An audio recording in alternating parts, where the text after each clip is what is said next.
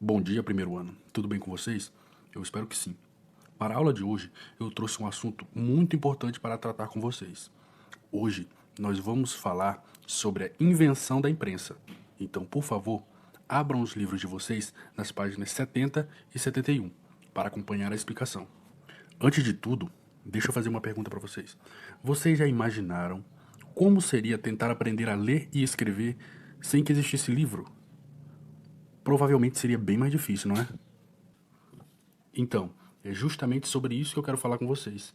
A invenção dos livros impressos, como conhecemos hoje em dia. Ou também podemos chamar, como está aí no livro de vocês, a invenção da imprensa. Como vocês podem observar nos seus livros, revistas e até celulares, hoje em dia nós estamos vivendo rodeados de letras impressas e também digitais. Mas é importante que vocês saibam que os livros, dessa forma como nós conhecemos, nem sempre foram assim. Antigamente, há quase 6 séculos, o que corresponde a mais ou menos 600 anos, existia um profissional chamado copista. Os monges copistas eram responsáveis por fazer as cópias escritas à mão dos poucos livros que existiam naquela época. Esse trabalho de copiar livros inteiros era muito difícil, trabalhoso e demorava meses para ser concluído.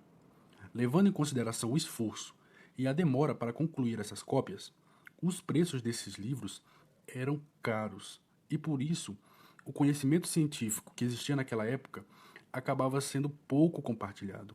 Ou seja, a maioria das pessoas que viviam há 600 anos atrás não tinham acesso à educação. A seguir, eu vou mostrar para vocês exemplo de como os nossos antepassados escreviam e quais os materiais eles usavam. Acompanhe no livro. Primeiro, os Sumérios.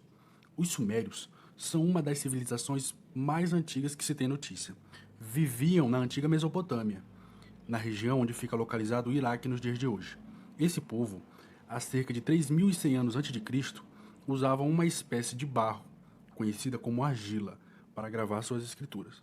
O segundo, os egípcios. O povo egípcio, há 1.400 anos antes de Cristo, também possuía uma forma bastante particular e diferente para escrever. Para gravar as suas escritas, eles utilizavam uma planta chamada papiro, e nela escreviam seus hieroglifos, que são símbolos usados para representar como se fossem as nossas letras. E por último, na página 71, temos outro exemplo: os chineses. Os chineses também desenvolveram a sua própria forma de registrar suas escrituras.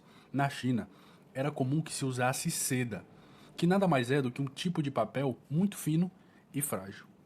Mas tudo isso começou a mudar a partir do século XV, por volta do ano de 1439 depois de Cristo, quando um alemão chamado Johannes Gutenberg teve a brilhante ideia de criar um equipamento muito útil, que foi capaz de mudar o modo de escrita no mundo e solucionar o problema de demora para copiar livros. Os nomes deste equipamento são imprensa ou também prensa móvel. O equipamento funciona da seguinte forma: o inventor Johannes Gutenberg fabricou várias letras individuais para que elas pudessem ser colocadas e recolocadas de diferentes maneiras, para assim formar diversas palavras. Após as letras serem organizadas em sequência, formando a palavra que o inventor quisesse, elas eram postas na máquina e pintadas com tinta a óleo, com a ajuda de um pincel. Por fim, um papel era colocado por cima das letras e prensado pela máquina. E foi dessa forma que surgiram os primeiros livros impressos, um dos eventos mais marcantes da história e que mudou a humanidade para sempre. O primeiro livro impresso pela máquina de Gutenberg foi uma versão da Bíblia. Essa Bíblia ficou conhecida como a Bíblia de Gutenberg. Por hoje é só. Até a próxima aula e tchau, tchau.